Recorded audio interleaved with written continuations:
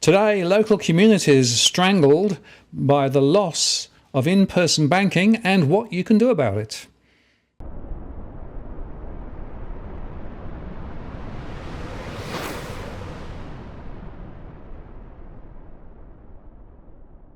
Hello again, it's Martin North from Digital Finance Analytics. Welcome to this post covering finance and property news with a distinctively Australian flavour.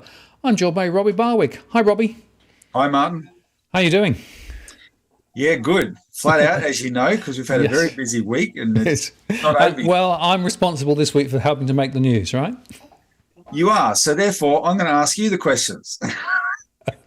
Martin, Fair enough. week, Martin North, welcome to your own show. This week, you wrote a letter to the Senate. Please tell the viewers what you wrote about. Yeah, look, I've been ranting on for quite some time about the true economic costs of the removal of in-person banking in local communities across Australia, regional communities and beyond.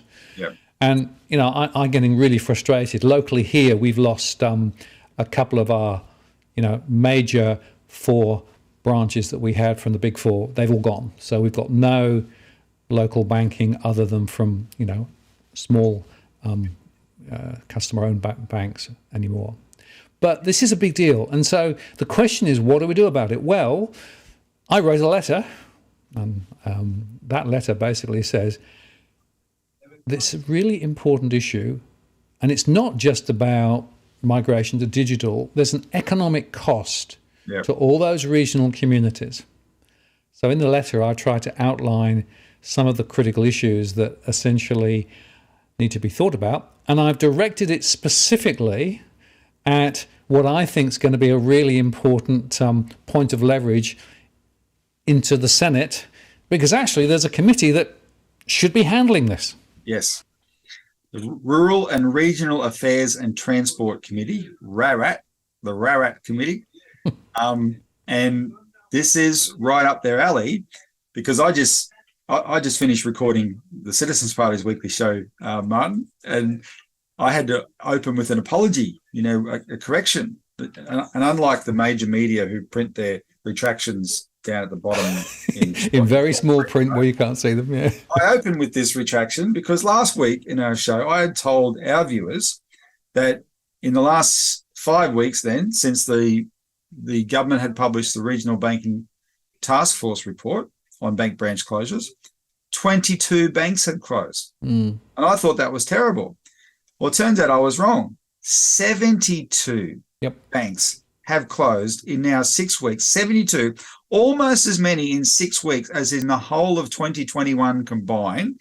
And of course, these figures come from the person I'm starting to think of as the great Dale Webster, a journalist, independent journalist extraordinaire. No wonder she's won awards for her work, because Dale has documented this exhaustively. She's documented it more accurately than the regulator who's paid to document it does. And she has revealed this, 72 branches. And of course, because she's done so much work, Dale co-signed your letter to the Senate committee, the RARAT committee, because we need that committee to urgently conduct an inquiry into this issue. What we had in the Regional Banking Task Force is a farce. And that's the nicest thing you can say about it. It's extraordinary. We're having this discussion 6 weeks after the government published a task force report on this subject. And what we're saying is not that task force report wasn't good enough. It was worse than if they had have done nothing at all. This was a sham fabricated by the banks to justify their approach. And it did not look at all the issues, including whether the banks are justified in shutting these branches in the first place. The task force wasn't set up to look at that. Yeah. And consequently, its message was, get used to it. Banks are going to shut their branches. Maybe we banks will communicate it better. And are we then surprised that in the 6 weeks after that, the banks have gone on a branch shutting spree? Absolutely. And this is a trend which has been growing, but is now accelerated to fever pitch. And more communities are essentially left with no banking facilities locally. And in fact, this is the first part of the letter, right? And basically, Dale and I said, we write as concerned individuals with expertise on the issue of regional bank closures to bring to your attention matters we feel so serious they demand immediate scrutiny by parliamentary representatives. Communities across Australia are currently experiencing severe economic and social disruption due to bank closures impacting small businesses and charities dependent on cash supply and processing, businesses including farms needing credit and specialised banking services, and customers dependent on the certainty of face-to-face banking services, including the elderly, disabled and First Nations people. So that was sort of how the thing started. And I just want to add, there's another interesting observation here. Quite often, and there's a lot of fraud around out there, and a lot of it's online fraud, right? In my surveys, I'm seeing a lot of people saying, I couldn't find anybody to talk to face-to-face to deal with this fraud issue that I'm trying to deal with. Yeah. So not only have you got economic issues, but you've also got, this is actually a really important, face-to-face facility to deal with fraud issues too. And so if the regional task force that was done and their waffle about, well, everybody's moving to digital and everything's fine, completely misses the point. I mean, it was stacked with people who were in favour of the big players and in favour of the current banking system and everything else. But there's a really critical economic and social issue here. This is about the future of these communities, because research around the world shows that when the banking services disappear, the economic health of the community degrades and often disappears. And so that's what we are now facing. Actually, this mass closure of branches is leading to significant economic damage across the country. And we need the Senate to really take a note of this. That's why the Standing Committee on Rural and Regional Affairs and Transport, what a name, is totally relevant here. So we sent this letter yesterday to all the members on the committee. And what we need is for everyone watching this show who's supportive of this issue, I'm sure you all are, this is one of those times we need you to send emails and make phone calls. So I'll actually be in Parliament next week for the first week of the last sitting of the year. We're going to be pushing for that committee to respond to this letter by moving a motion. Now, we know there are people on the committee who support this. You interviewed Senator Gerard Rennick earlier this week, and he's on that committee. And Gerard Rennick absolutely supports this inquiry, so he's going to be pushing for it. And just on that, Gerard was interesting because in my show, I sort of started talking to him about the business impact, right? He sort of understood it, but hadn't processed it before. Obviously, busy guy. And so he thought, wow, now that's a really important additional, thread to the argument. Oh, it is. People should get, if you haven't watched the Gerard Rennick interview, go watch it.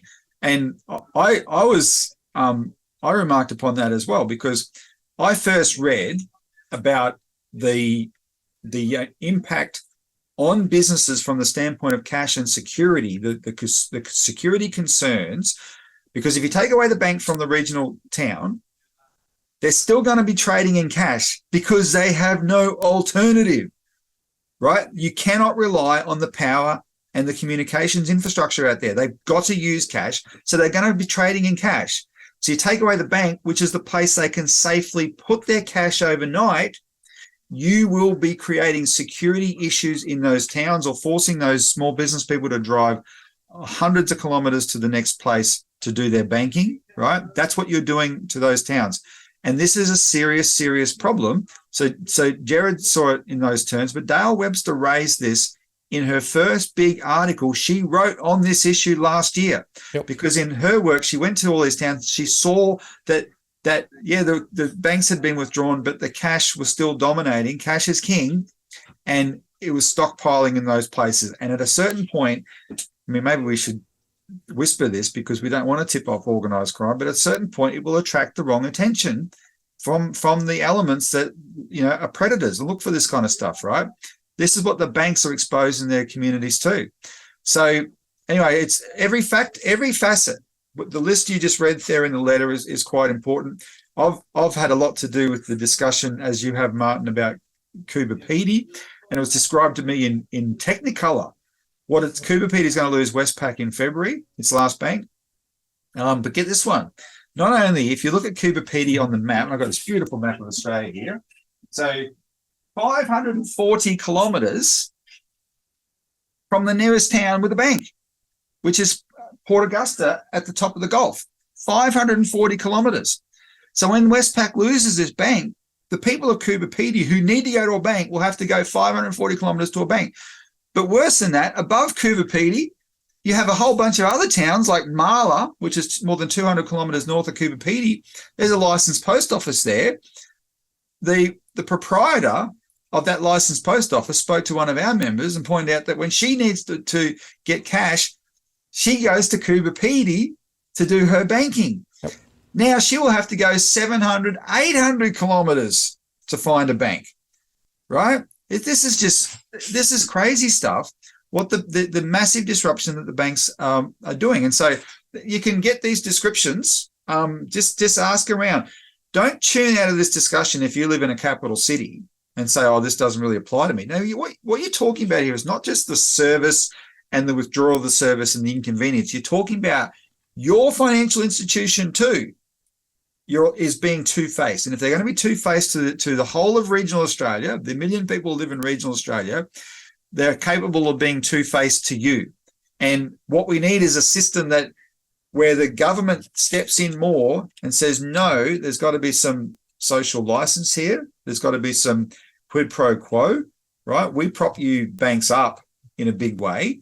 You will not be allowed to abandon the people who need your services out in regional Australia. And that's why, just back to the inquiry, because I think this is very important. I can get you a list, Martin, we can put in below to all the contact details of all the senators in Australia.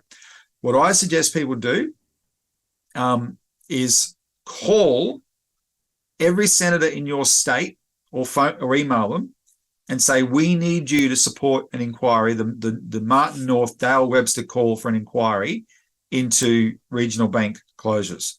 And do that in this next week, right? While I'm in Parliament, and we'll have other people in Parliament helping to lobby for such a thing. This is the action you can take. Make those calls. Let's get this inquiry going.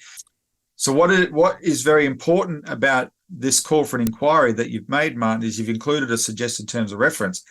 And in that terms of reference is an item which puts a very fine point on this whole process, because it's the second last one there that you've just brought up.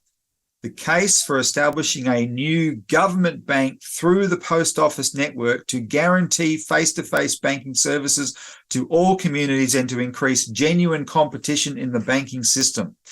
Because if this inquiry can include that as well, right, where it puts the banks on notice, hey guys, we're looking for alternatives. We're not looking for technological alternatives to in-person banking. No, we're looking for alternatives to you bastards who think you have the right to mass abandon regional communities and then expect that you'll keep them as customers either digitally or through Bank at Post. Now, Bank at Post is an agency service. That's not a postal bank. That's an agency service for the existing banks. And in fact, the bank strategy, Martin, is entirely premised on sponging off the licensees who own the post offices and the taxpayers who own Australia Post, because National Australia Bank, in its own letter, its own submission to this farcical regional banking task force, made a big point of saying that they have assessed the post offices and those post offices can absorb up to 90% of all branch transactions. Hang on a cotton picking minute. These banks are telling us that they're shutting these branches because everyone's moving online. They have hardly any transactions at branches. Why do they need Australia Post to be able to absorb 90% of them? Because they're full of it. They know people need face-to-face banking. They're pulling out. They expect the Bank at Post service to absorb all these abandoned customers, but they'll keep them because they'll be able to access their accounts through Bank at Post. If you had a postal bank, then the banks have a different calculus, because they will realize, hang on, there's going to be a bank here that's going to be in 4,300 outlets around Australia, the biggest retail footprint of any agency in Australia. and that will guarantee the service of banking first and foremost. All banking services, full banking services, face to face in perpetuity, because that's the purpose of setting up a postal bank. And if we keep abandoning communities, we're not going to keep those customers. We're going to lose them to the postal bank. Watch them change their behaviour if we can force them to do this. And that's why if we're getting this inquiry to include that in the terms of reference is a genius move, and it'll put a fine point on it. So please, this is the really important part of this discussion is you, when you finish it, getting on the phone, sending emails, click on the list of all the centres in your state to ask them to support this.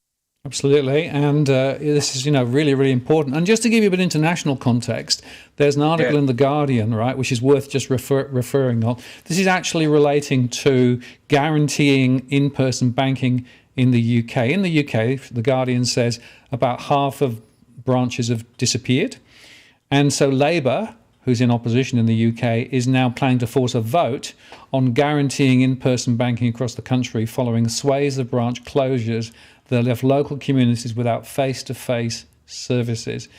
Regards it an essential in-person services, including new accounts, applying for loans, making receiving payments and setting up standing orders. It's not just an Australian problem we've got here, right? This is actually an international issue, right? Around the world, banks are doing the same thing. But we're going down the slide even quicker than the UK. Yeah, the UK, I think, since 2015 have lost about half their branches. Yep. We've lost 2/3 of our branches over a bit of a long period of time. We've lost 2/3 of our branches in Australia.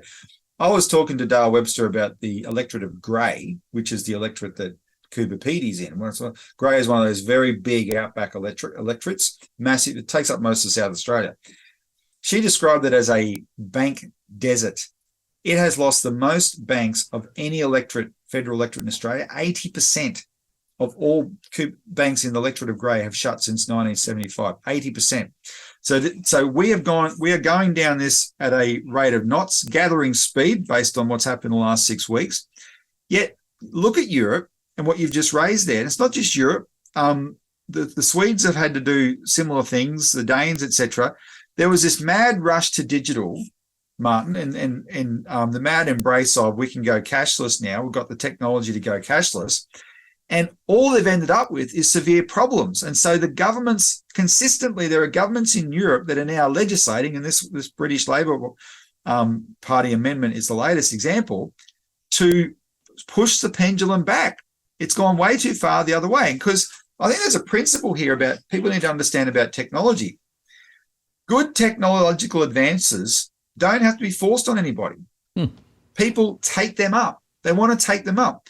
But banking is a special thing. It's not as simple as saying, technology, right? You got a technological alternative. No, I think there's always the need for certainty in banking. It's a very important transaction. Your whole financial security, which is the basis of your whole sense of identity and security, depends on the certainty of that transaction. Face to face. And it's more true for the older people, but it's a truth for everybody. Face to face, you get certainty in your transaction. The person who has you can trust because they're employed by the bank, right? On the other side of the counter, and if they are a crook and that individual somehow steals your money, the bank will honour it, right? So you've got to you can trust that transaction when you do it inside the bank. You're being asked to now do it online. Now, for someone like me, I can do both quite easily, right? And I understand the parameters of online banking, and I'm sure a lot of people here do that. But imagine imagine you have a more complicated problem that you need solved. Imagine like some of the submissions to the Regional Banking Task Force are pointing out that, say, the businesses and farms in regional Australia, where we have a lot of productive enterprises in agriculture, and these are $1 million enterprises, they need specialised banking services. You can't do it online. They need to talk to someone. And talking to someone over the phone, is always much different than talking to them face to face. Martin, I fly all around the country to meet face to face people that I can talk to over the phone. Why do I do that? right? Klaus Schwab's bloody great reset. We can all work from home. Go shove it up, you know what? I mean, it's, we'll do that more, but face to face is a world of difference, right? When you can have these discussions face to face. Bank specialized big business, not even big business, small business, but impressive businesses, farmers, etc. They need those kind of services. They can't do that face to face. The vulnerable, the elderly. I just ranted on our show about this. The banks, but as we did on the live discussion on your show a few weeks ago, the banks are bragging. They've got 90% of their customers registered for online banking, but only about 25% of them are using it. Are their active users? You got little old grandmas walking out of they go into the bank. The banks have put the tellers under excruciating pressure, and I've had this told to me firsthand, under excruciating pressure, similar to the kind of pressures they had them on that came out of the Royal Commission about incentivizing them to sell products to their customers. This time, they're pressuring them to sign their customers up to digital banking. So the little old grandmas will be walking out of banks all around Australia with pieces of paper that's got their username and password on it. No real clue what it's for, except the day they get a phone call from somebody with a funny accent but claiming their name is Fred, and Fred will say, "Oh, I'm calling because there's something wrong with your computer and I'm here to help you fix it." "Oh, really? Oh, thank you. So just turn your computer on. Okay. And have you got this little app?" "Yeah. Click on Commonwealth Bank app." "Okay. Did the bank give you a name and a number to put in there?" "Oh, yeah. Just read that out to me, please." Right? And voila, you've taken people that had 100% security for their transactions. They're now exposed to all of that. And they know ahead of time they are, Martin, and it's absolutely terrifying to them. Right? And these are the reasons that a place like the UK, which is smaller than the state of Victoria, there's 70 million people there. It's highly densely populated. They could afford all the best communications infrastructure in the world, but it's not just about that. It's about the need. You actually have a need for face-to-face services. Absolutely. And that's what they're acknowledging. Yeah. And just on that, it's worth looking at the second half of the article. Labor is pushing for cash-free access amid fears the legislation may result in consumers paying fees for withdrawals from cash machines. They said we welcome the government, after years of delay, has finally announced that we're bringing forward access to cash legislation. But then they said that bill doesn't protect face-to-face banking or free access to cash services.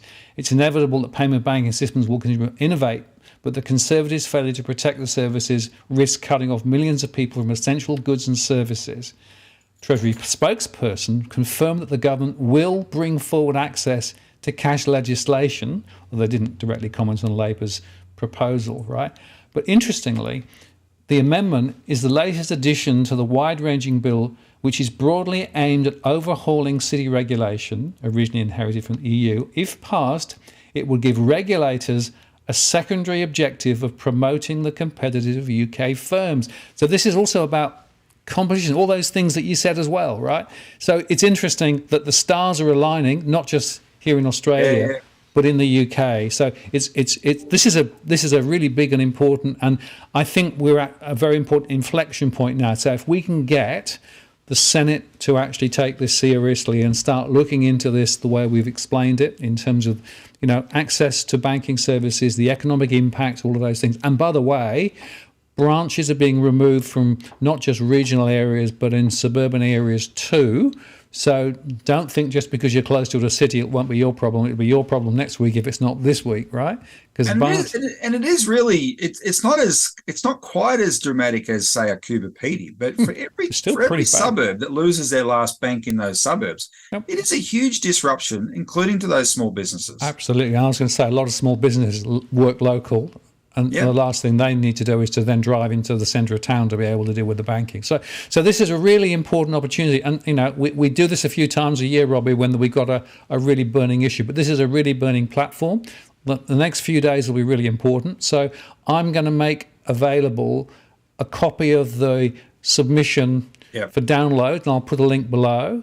We'll put a list of the various senators, and our plea is, if you care about this, if you care about the economic prosperity of Australia and Australians and businesses in Australia, pick up the phone or send an email to the senators in your state and say, we need to have a really thorough look at the removal of banking services and the consequences, the economic consequences in those communities, and the fact that we need a different model of banking to provide the services that we need for future prosperity. And can I finish on this point? One of the things that I know influences the UK Labor Party to push this, and by the way, they actually developed their own proposal for a postal banking system in the UK a couple of years ago. It's really, really good. I was quite impressed, and we borrowed liberally from that when we've developed our proposal. But there was a turning point after 2008 where suddenly, when it came to the banks having to survive, the government was there to bail them out and prop them up, right? And so it became much more aggressive from the public. Well, hang on, where's the payback for that, right? You then turn around, you take this public subsidy, you turn around and you screw us all. You know, what gives here? And people aren't taking it lying. They're not accepting the free market arguments, the neoliberal arguments. They're not taking it lying down. And similar here, we had this. You put it on your channel. What's his name? Matt Canavan, who, by the way, is the chair of the committee that you've written to, right? Mm. So we hope Matt will chair this inquiry. Yep. Matt Canavan asked this extraordinary question to the RBA: are you bankrupt? And the RBA revealed, no, we're not, because for only one reason: we are backed by the government of Australia, right? And we create money. And we can create our own money. We can print our own money. Right? That's right. We can create money. Now, but then later on in that discussion, and then when Senator Gerard Rennick was asking the Reserve Bank, the issue that both of them highlighted was, what's the RBA doing with that money it's creating? It's propping up these same banks to the tune of hundreds of billions of dollars in free money, which I think, if I got this right, I saw one of your comments, that translates into, in terms of their profit and loss statement, pure profit of at least $6 billion a year, right? This is extraordinary. And those are the banks that, in order to maximize their profits even more, are shutting these branches down, right? Yep. So they do not have the slightest bit of sympathy. And I'm raising this because I know that this issue of the need for an inquiry was raised with one senator on the Conservative side, and he didn't oppose an inquiry, but he had this knee-jerk reflex response saying, as long as it doesn't undermine the commercial realities of banking. Well, I'm intervening on that discussion now, because the commercial realities of banking, banks shouldn't be forced to do something that's unprofitable, but bear in mind how much they're being propped up by us, the taxpayer. Absolutely. Right? That's so no sympathy. We need services, because if the services are there, the economy will flourish. You take the services away, it withers and dies. That's why everybody in Australia, not just people in regional communities, need to help us on this campaign. Yeah, and just to underscore, banks in Australia have an implicit guarantee from the government. That's one of the reasons why the international markets rate them as they do. Yep. They get all of this support financially and from a tax perspective as well, so funding facility and other things too. And yet what they're doing is basically messing over regional communities, the people who absolutely need those services. There has to be a social license to operate and to provide the services that Australians need. And just saying it's too expensive to do it is not acceptable. So here's an opportunity to, again, make a difference as we try to do. And I'm pretty encouraged by some of the support we're getting already. So, and as I say, the international story is quite similar too. So, Robbie, great conversation today. Thanks, we'll Martin. put links and things below. And go hard, people. Once again, folks, it's over to you. Make a difference. Yep. Okay. Thanks, Martin. Cheers.